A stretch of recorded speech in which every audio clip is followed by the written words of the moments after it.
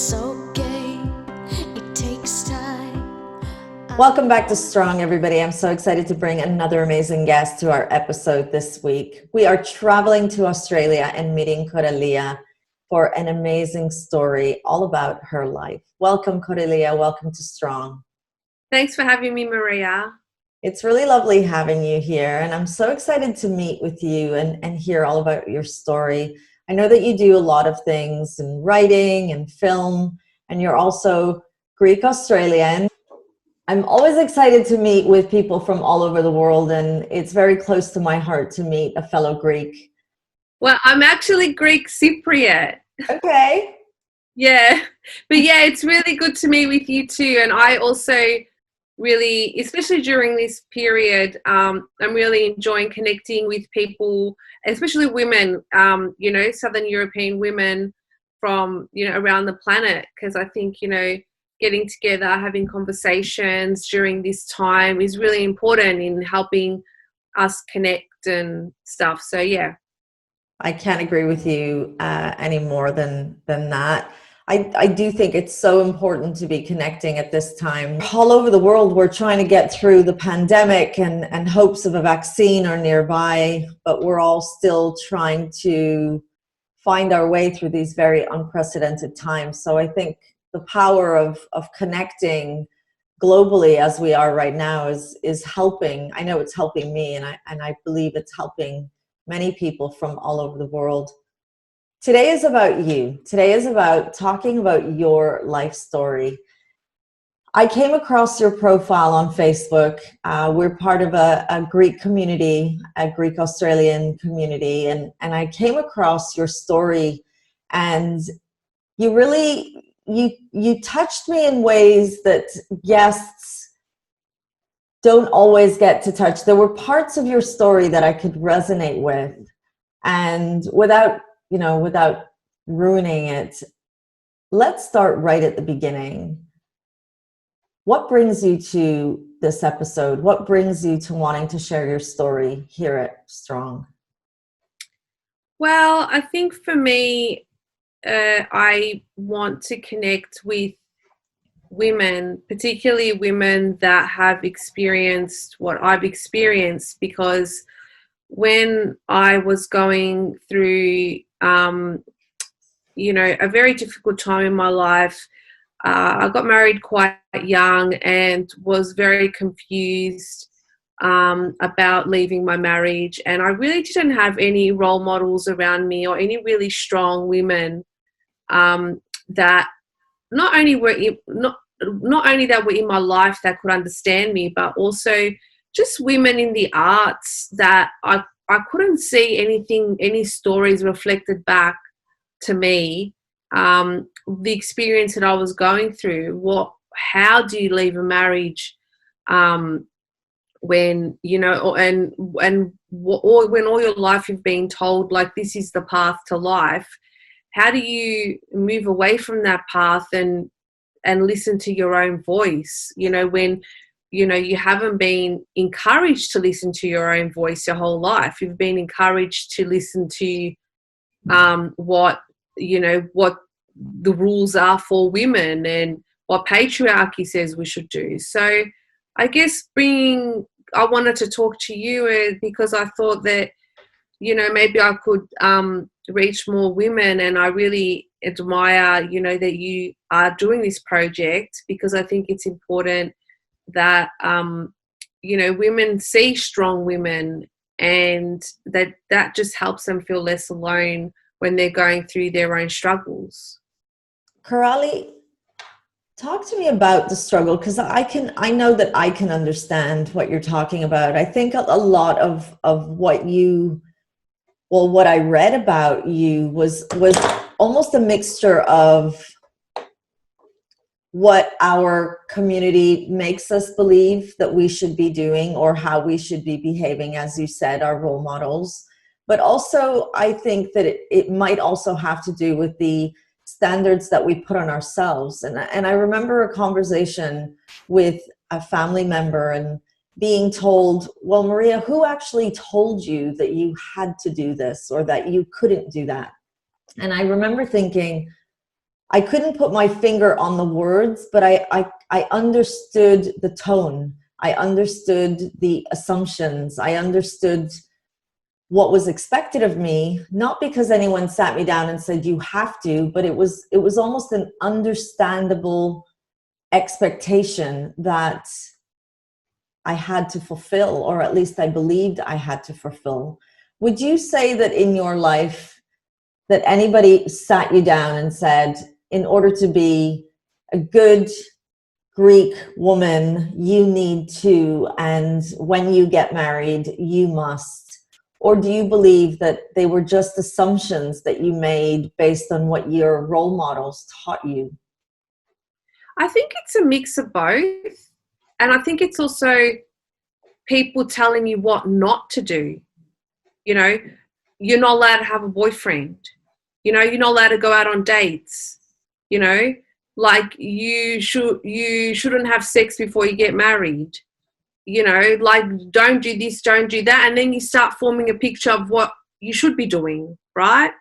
So I think there was a lot of don't do this. And I was also brought up Greek Orthodox, so I got those messages through the church as well. Like, for example, when I was 16, I was sent to like a youth group with the church, and you know they were very much like, if you don't go to confession and if you don't follow the rules of God, then you know you won't have the Holy Communion, and then you won't be blessed, and then if you're not blessed, then there's no guarantee that you'll go to heaven. And so there's a lot of like fear, you know, and if you do this wrong thing, you will be punished, you know. So I think that in our culture specifically, you know, there's a lot of like the threat of violence. There might not be violence. There may have been violence once or twice, but there's that threat that if you do the wrong thing, that you're going to get in trouble. And so there's this fear that gets generated from a very young age. And then you carry that fear, and then your body knows, oh, I can't do this, I can't do that. That means I have to do this, I have to do that. Your body reacts, because if that's the way that you've been brought up, that's what you know. So I think, yeah, it's a mix of both, I think.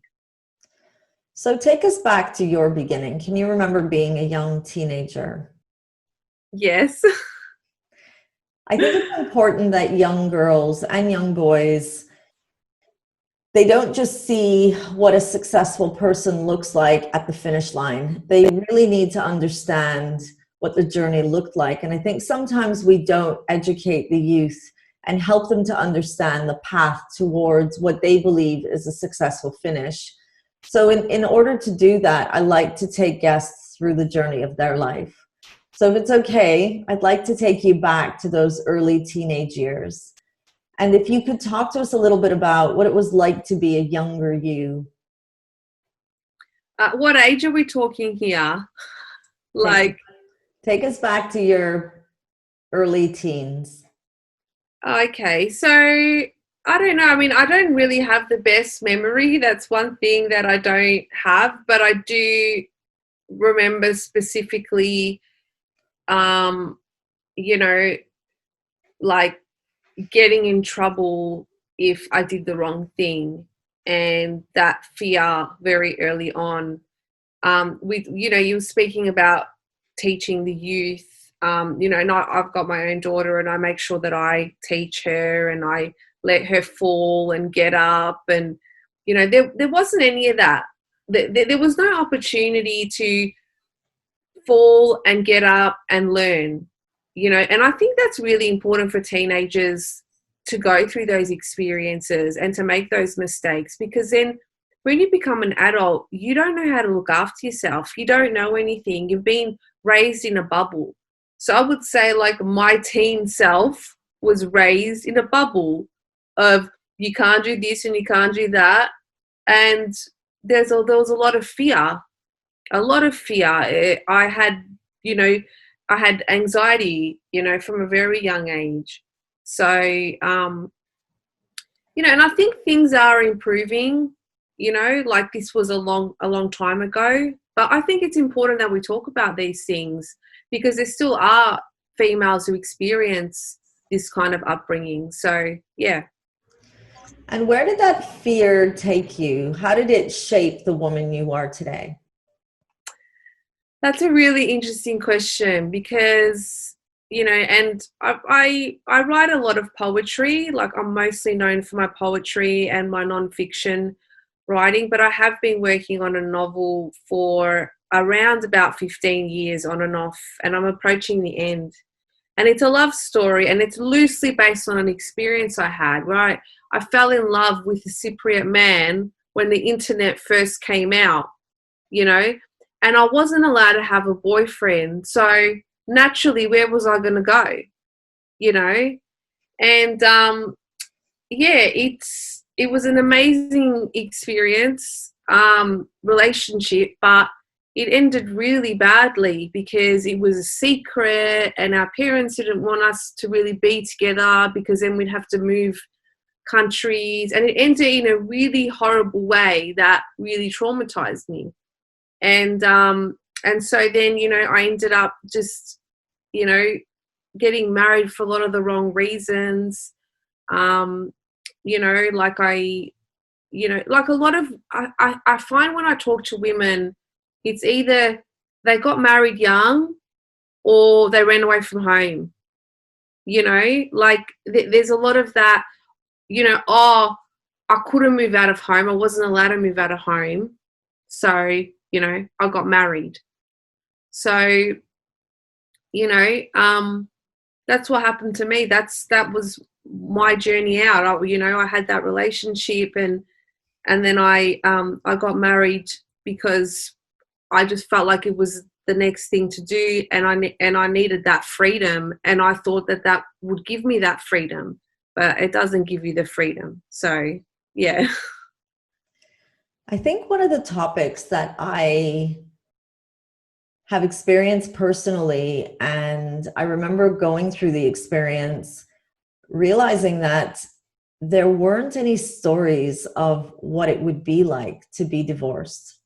Now, being Greek Canadian myself, I feel like I was living almost a double life in that I had what I believed my cultural expectations were to stay in my marriage and make it successful and raise my children, you know, the way that our family values were deemed important. But at the same time, being raised and born in Canada, there were lots of people going through divorce. So I kind of felt that pressure of, again, it was an assumed pressure. It wasn't anything that anyone told me, but it was what I believed. And maybe you're right. Maybe it was because when I was raised, I heard a lot of stories about people and, you know, there was always you shouldn't do this or don't do this, or you're not allowed to do that. Maybe you're right. Maybe that's where my belief system was shaped. But I know that in my experience, I never really came across another woman talking about the experience of divorce and what it would be like and what it would feel like and some of the guilt attached to it. And I knew that there were lots of happy ever afters for divorced men, and there was always the opportunity for them to kind of carry on their life and have a new chapter. But for women, I had not come across any stories of women who did get divorced and who managed to carry on and live a thriving and fulfilled life. It always felt to me that divorce for a woman would mean, especially if she had children, would mean that was it. Her job for life would just be to raise those children and be labeled just a mother. Do you feel that being divorced, the stigma of divorce, was something that weighed heavy on you? Did you know of anybody's stories? Do you feel that there were any stories to help support you through that journey? There were no stories. When I got divorced, I only knew one other woman that had been divorced, and I didn't know her very well. And she got divorced, I heard, because her husband was cheating on her. I think that, you know, when you leave a marriage and there's a reason, like he cheated or he was abusive, you know, they can justify it. But if you just want to leave for, you've got your own reasons, which you don't want to say, but you just want to leave, it's like, no, she's crazy. There's something wrong with her.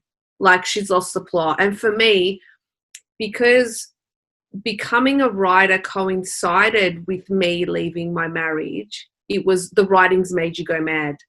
You're gone insane because of the writing. You know, stop writing and then you'll be a happily married woman, you know. So there's this whole connection of sanity and like divorce. Like, there's something wrong with you if you don't have a reason. And, you know, I've been divorced a long time now, like, you know, close to 10 years. So I still feel that stigma. Like, I still feel like, a bit like, you know, I've got a poem that I put out in the last year called She's Not Normal. Like, that whole thing. And it's this monologue of what I feel like women, when they look at me, women from my community, what they're thinking in their head. You know, she's not normal. Why isn't she normal? Why can't she be normal? She makes me feel really uncomfortable. Why? Because she's not normal. You know, that whole thing of normal is still there. And there aren't any stories. It's really, really hard. So, you know, that's why I do what I do, because I want to reach those women that feel like they've got that stigma, or they're not sure if they should leave. And, you know, it's almost like we're kind of raised as women in our culture that our needs are secondary. You know, the child comes first. You're selfish because you should stay for your child. You know, it's almost like the woman's invisible in our culture, you know. And women, because of patriarchy, women within the culture also inflict this on other women, you know. And it's not their fault directly, because that's the way that patriarchy keeps women in check, you know. It makes women turn on women, you know.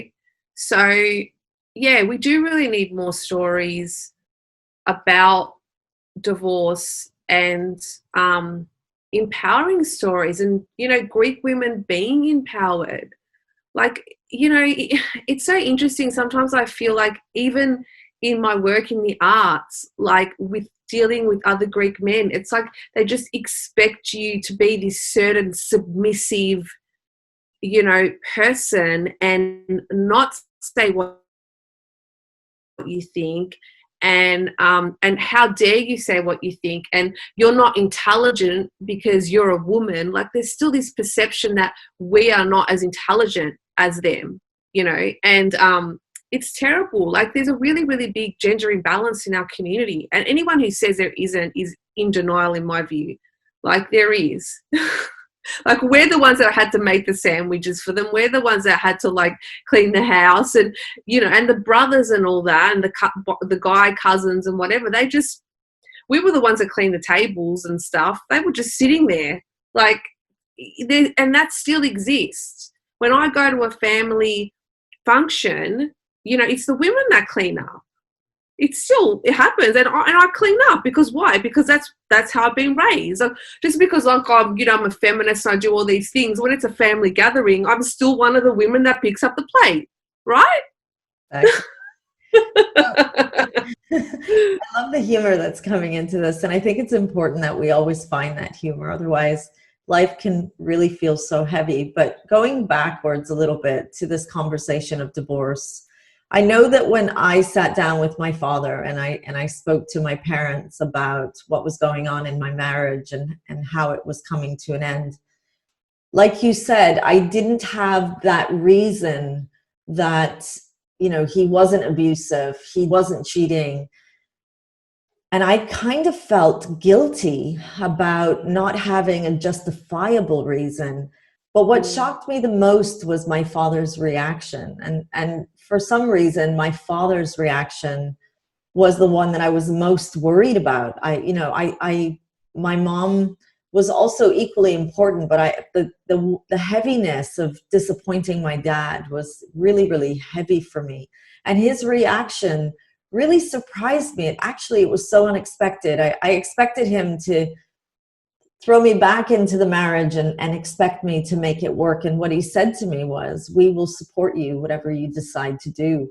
And the lightness that came from that was really overwhelming for me, because I think I built up that pressure of what is he going to think of me? What was your experience like when you had that conversation with your family about your divorce? It was the complete opposite. And I think this has a lot to do with the migration histories, the differences between the migration histories of America and Canada versus like Australia. So our migrants mostly came in the 60s and 70s and the 50s as well. But my parents, came here in their early 20s, and and not that long ago. So, well, I think that in terms of like a country in like with the diaspora, I think Australia is a lot more kind of backwards. Our migrants are kind of more. We came more later than America and stuff, but. Yeah, no, my experience is very different. I had to basically, I made the move to leave my marriage when my parents were overseas because I knew they wouldn't approve. And, there was a lot of pressure to go back. And, there was a good year, I think, where they didn't know where I lived and didn't have my phone number because the pressure was immense. I have a really good relationship with my family now, but only because I stood my ground. And I think that's a thing that worried me the most, that, if you don't like stay in the marriage, we won't love you anymore. There was that kind of thing that was going on. And then I kind of said, okay, well, so be it. You don't want to accept me for who I am, then this is what's going to happen. And I was really worried that they weren't ever going to come around. And a friend of mine who is a lot older than me, he came out as a gay man a long time ago. And he said to me, like, I had to shut my parents out too, but they'll come around, just give it time. And, he's the only person that I just believed in what he said.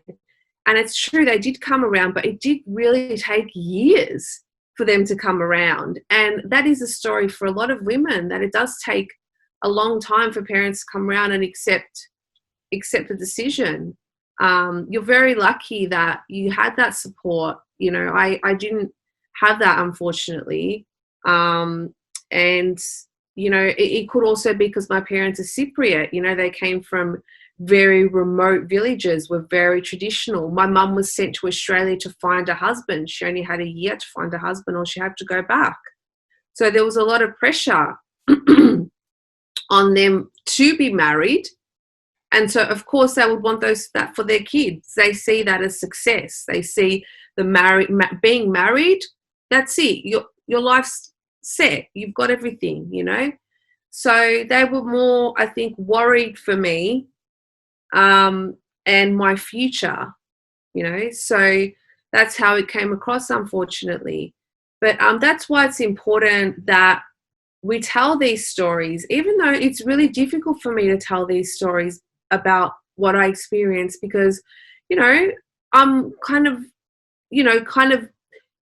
telling my parents' story too. Maybe they don't want their story out there. But I think it's really important that we talk about these more darker aspects of our culture and how love can sometimes be held at ransom. And I've seen it time and time again in our culture. If you don't do this, and nabethano, I'm going to die. Like, like this whole thing of like, you must be this way.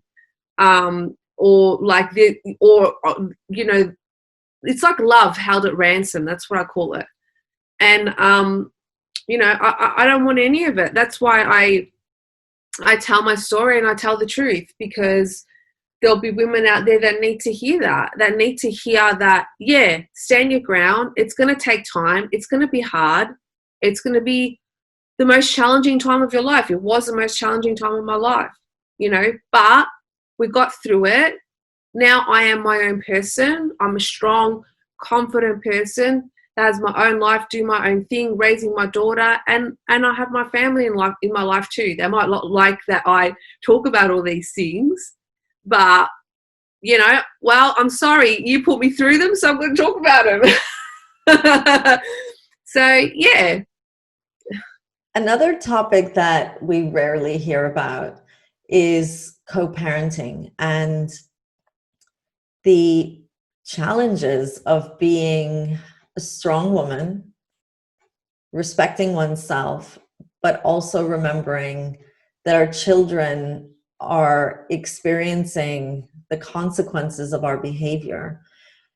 I know that you mentioned co-parenting as one of the challenges that you're facing as well. And I think it's important that we share stories of co-parenting, because how are we supposed to feel supported if we keep these things a secret? What's it like to be a co-parent for you raising your children? I think co-parenting has been really hard. And I think that's, I know some people that do co-parent successfully. I think it depends on the person, and and if that person wants to have communication with you. See, for me, I haven't really had that luxury, and so that's made it really, really hard to co-parent, where you just don't see eye to eye, and not only that, but that person won't even communicate with you in the way that you need things to be communicated, so you can be together on issues. And it's been really hard. And I think as well, there's also the difficulty with the co-parenting and talking about those stories is also the legal implications of that. I could write a whole book on co-parenting, but I have to consider my daughter. I have to consider, my ex, is he going to come after me with 50 lawyers? It's really hard, but I can just say that I will say that there's many things I want to say about co-parenting that I really, my hands are tied in that way. But I will say it's very difficult if the people don't see eye to eye. And, the best thing that you can do is just empower your children, be as honest as you can with the situation, but try and keep as much of the fighting and stuff away from the child, which isn't always possible, because you might have that intention, but the other parent might not agree, and you can't control that. You can't control what the other parent does. So I think for me, it's been a really hard lesson in understanding that I actually can't control what happens at the other house. I can sit there, and if they don't want to hear me, and if you have an ex-partner that doesn't want to hear anything that you have to say, then you get to a point where it's actually better just not to say anything. Like, if you've tried to say and they don't listen, then you just have to go, okay, I have to protect myself. I have to conserve my energy. And so therefore I'm going to conserve my energy. You don't listen to me, so there's no point in me opening my mouth, and you just control what you can within your own home. So that's the way that I approach it. Yeah, it's a very complicated topic, especially, I don't know what the laws are in Canada, but with Australia, if you've got court orders, and either the matter's gone to court and things, you're not allowed to talk about it. So that also makes it very difficult for women that are single parenting, co-parenting, to share their stories. Like, it's another way that women are gagged, in a way. And I will do my best to tell these stories when it's the right time, and but right now that's all I can say. What's it like being Koraly after divorce? Were you able to connect with friends? And I think for me as well, going back to when that was happening for me, I disconnected from my friends. I disconnected from people that were part of my life when I was married. I didn't want anyone to choose between us. I didn't want my friends to feel that they had to make a choice. So I kind of made that choice for them. And I isolated myself. And I know that that added more stress and anxiety for me because I felt really alone on that journey. Especially, I live abroad. I don't live close by family. So I was really containing the feelings and the grief and the guilt and everything that comes with those feelings when your marriage is falling apart. But post that, did you find that you were able to connect with friends, or did you do similar to what I did and really let go of people that knew you through your marriage?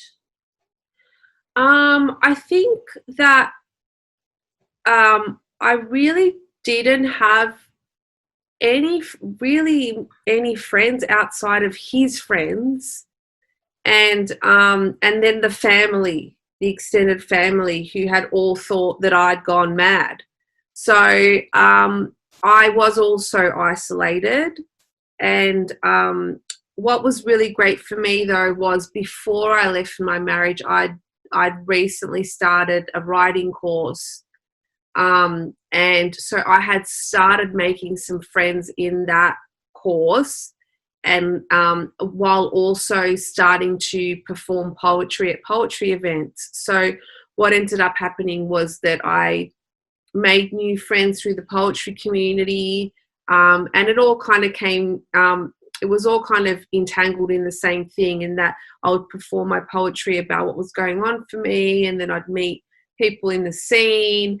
And then, so I guess I started creating my own network that was more reflective of me. Because really, when I left the marriage, I didn't really know who I was, because I was never told to go and I'll find who you are and stuff like that. I was just told, get married, have kids. So I didn't have no idea who I was when I left the marriage. I just had these urges to put my pen to paper and express these poems. And yeah, through that process, I created friends that were more like-minded, more like me, And so now I have a good, I've got some very good friends that I met during that time that I still have, that are great role models for my daughter, that are more like me. And, and like I said, with family and that, yeah, okay, it's a bit strange, but, they're family and they're in my life. And so, yeah, I think that I've created a good network of friends and family around me. And but I do think that sometimes I do get that tendency to isolate myself when that trauma hits, because it stays with you, and that's a little bit challenging. But I just find that I get better at it, and I get better at managing and accepting what happened as time goes on. So, and I just get more comfortable in my own skin. I think it's a process. You don't just get divorced, find yourself, and then it's done. It's like a constant checking in with yourself and learning about yourself. And it's also really interesting because a lot of people say to me, oh, you're so much, when I tell them how old I am, they're like, no, they think I'm 20 years younger, or 10 years younger. But the thing is a lot of, I found a lot of women that get married young that aren't taught to go find who they are, and then they do later in life, they might come across as immature or be less developed from women that are their age, other women their age that haven't experienced a repressive upbringing, and I've learned to kind of go, you know what, that's just me, that's just part of my journey. And yeah, if I come across as immature or I don't sound like my age, oh well, so be it. So yeah.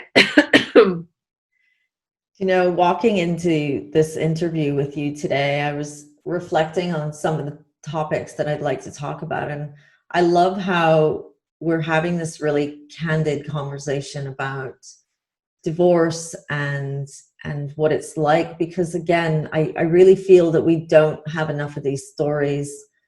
And there are so many women all over the world and men going through divorce and feeling alone on that journey, feeling like the marriage didn't work. So it's almost a self-reflection of failure on their part in being from a marriage that isn't successful. Because whenever we look at things on social media, it's always happy couples. When we look at marketing, it's always happy families, 2 children, a husband and a wife. We still, although we're in 2020, we're still living, or we're 2021 by the time this episode is going to be aired, we're still living in a time where the idea of family still looks the same. And if you fall outside the lines, it can feel like you said, not normal, being normal and what that's like. I think another thing that I've come across in conversations that I've had with friends and guests, and when we talk about divorce and men and women, the topic of, does she move on and have another relationship after the marriage, and what impact will that have on her children? And like you said, women are almost sometimes invisible through the process. It's like we're not really allowed to have a life after divorce if we're mothers. Have you been able to come to terms with that yourself? What's it like after the divorce for you in your personal relationships? Look, I think I was single for a long time, like maybe 7 years. I'm in a relationship now, but even that relationship is, it's the way that I want it to be. Like, I think there's this whole thing of like, you have to have this certain kind of like relationship that, you sleep in the same bed every night and you're monogamous and this and that. Like, for me, I'm on my personal journey of who I am, and if someone wants to be along for the ride with that, then so be it. Like, I'm living with someone now, and he's a great role model for my daughter, and but there's still that pressure of trying to catalog it, or are you going to get married? And and I don't want to do that. Like, I just want to just live life and see where it takes me. And I know that I'm with a good person, and that he understands me and he understands my daughter, and that's what counts. And I still think there's that pressure of women to be in this like perfect relationship and post those perfect pictures. I don't even post of, first of all, I don't post hardly anything of my daughter, and I don't of my relationship either, because I don't like this whole thing of like, oh, here's my perfect like relationship, I'm going to post this photo. What does that photo even mean? That I'm happy when I took that photo. Like, I'll probably be crying next week. I mean, relationships are hard work. They're hard. And post-divorce, they're harder, because you have to let someone into your life that is also, with your child, and choosing that person carefully is something, like I said, I was single for 7 years. I didn't introduce my daughter to anyone I was dating in that time. When I met my current boyfriend, he was someone that I really wanted to introduce to my daughter, and it kind of went organically from there. So I still, really resist that thing of, oh, well, you're going to get married now and this and that. No, this life is mine to experience and enjoy, and I'm not going to go into any of the boxes that you want to put me into. So I think that's another thing that with divorce that I think, is really cultural, that, oh, you're just going to be on your own forever. You can't leave. Like, unless there's a really serious reason to leave, you shouldn't leave because you're going to end up alone. You're not going to find anyone better, and this and that.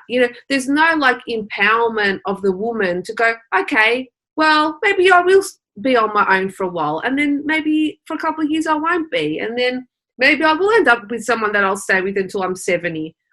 But so what? That's okay, because nothing's guaranteed in life, and the only thing that's guaranteed is you, like your relationship with yourself. That's it. I mean, you could marry someone and they could just like pass away, and then you're on your own anyway.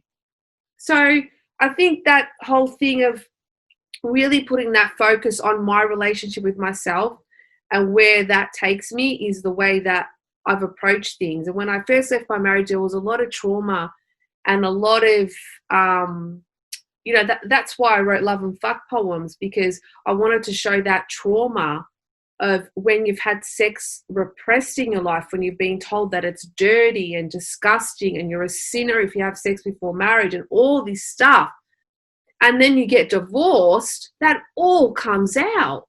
Your relationship with your body and the shame and feeling dirty and all that stuff, you carry that stuff into the next relationship. If you don't heal, if you don't work through that stuff, if you don't learn to love your body, learn to respect what is going on in your body, you got no chance in relationship with anyone, So I think there needs to be less emphasis on, oh, okay, you're going to be on your own, you have to go find someone else, to, okay, you're divorced, there's a lot of trauma there's a lot of healing that needs to be done, and that's okay, and that's fine, and you don't have to feel ashamed about that, and you're going to be okay.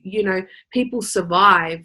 You will find your support network, whether that's your family, whether that's friends, and you will be okay, So we need to have more of that mentality when we talk about divorce and life after divorce. It's not like a death sentence, because like I got divorced and now I should wear black like they tell all the women to wear when their husbands die. Like, I want to celebrate who I am, but even saying something like that is just so shameful. How dare I say I want to celebrate my sexuality and who I am and my body and and whatever relationships I feel like having.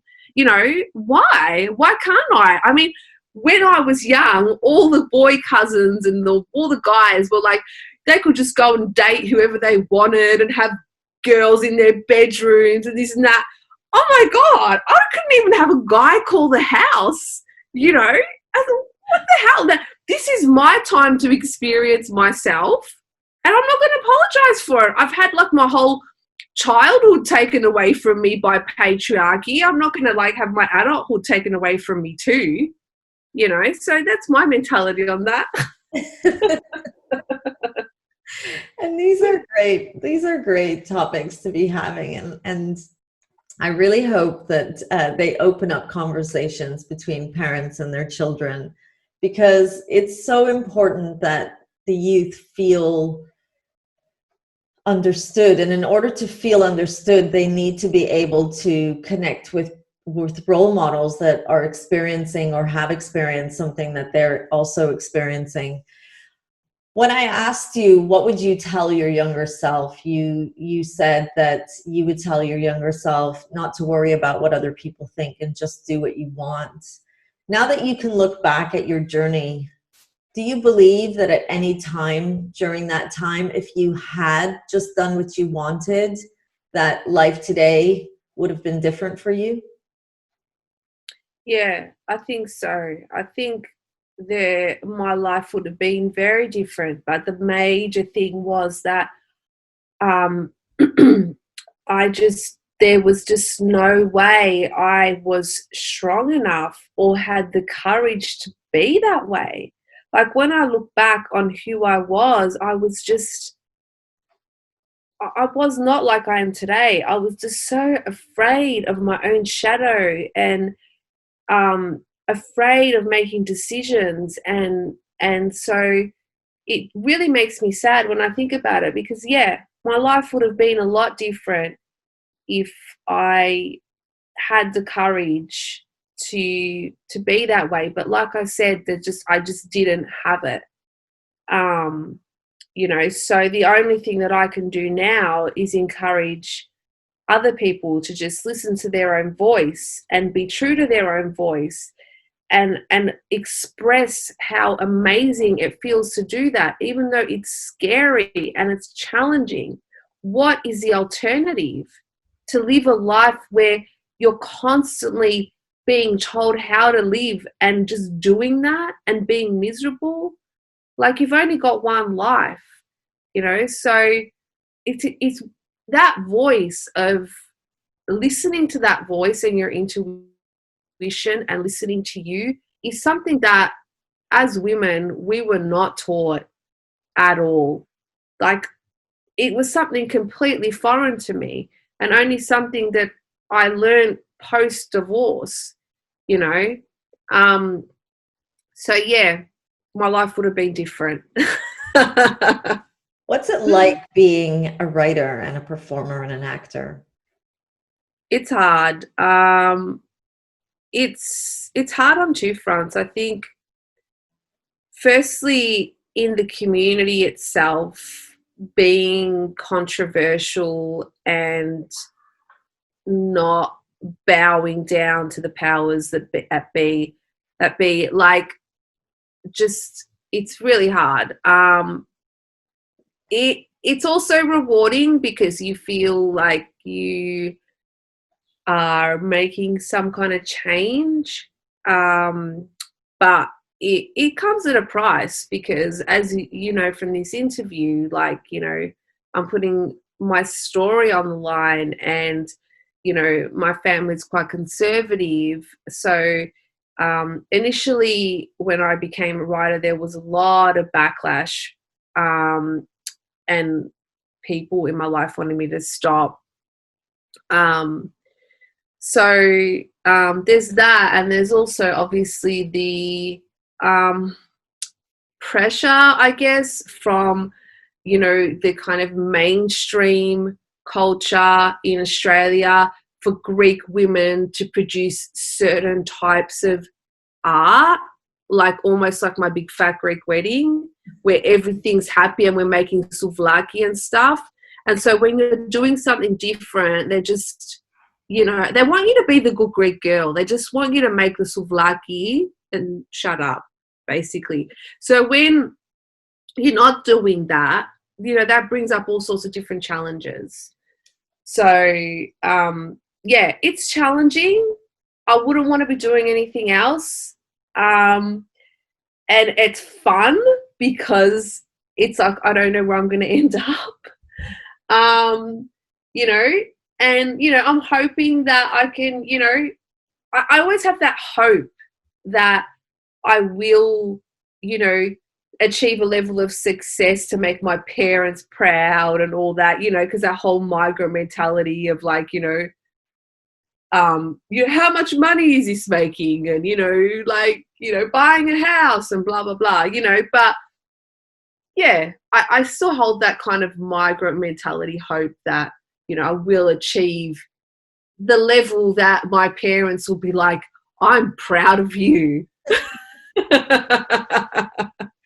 I'm really having so much fun having this conversation with you. I can relate to so many things that you're saying.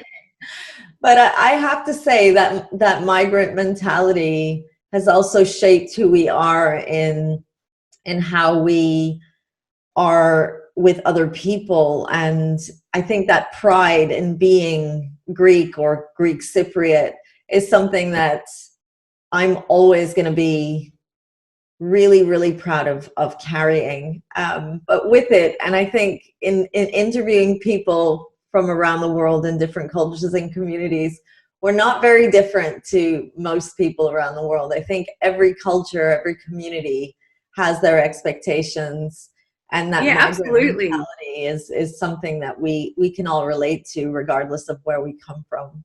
I could talk to you Yeah. forever.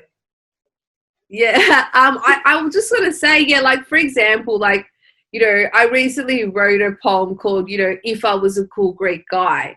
And then, you know, all the Greek guys hate it. But for me, I'm talking about my experience of the men within my culture, but I'm not saying that only Greek men are like that. You know, that you know, I'm sure that Indian women would say that about Indian men and stuff. But for some reason, I don't know why, I think the Greek guys just take it so personally. You know, like they just can't handle, you know, because we were the ones that served them their whole lives. You know, how dare I just come and say that, you know? But I mean, it's so universal. That's why, you know, I do what I do, because I'm not only talking about Greek culture, although, like I said, some people really get offended. They're like, oh, you're making our culture sound so bad. You know, even women, I get that from. You know, you're making us sound like we're the worst culture. And I'm like, it's not about that. I'm Greek, Cypriot. I'm Greek. I'm writing about Greek stuff, but it's universal. You know, it's not like just our culture's like this and everyone else is fine, you know. So, yeah. I think the human experience is the human experience. Yeah. I could go on and ask you so many questions. It's been so much fun talking to you.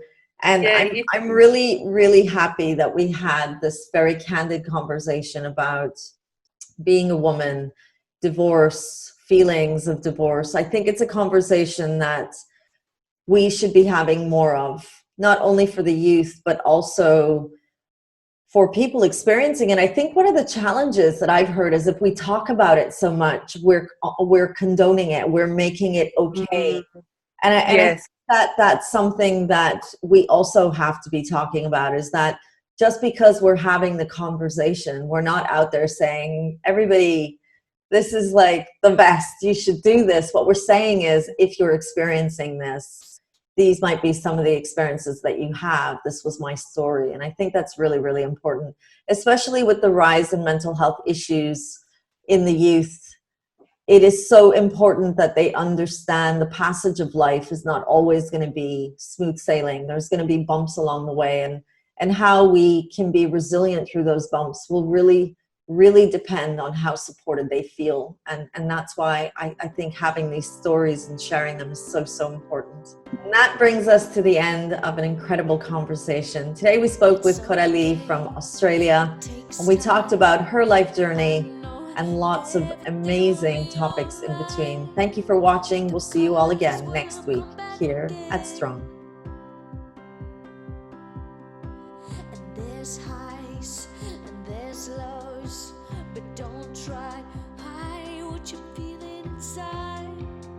There's always so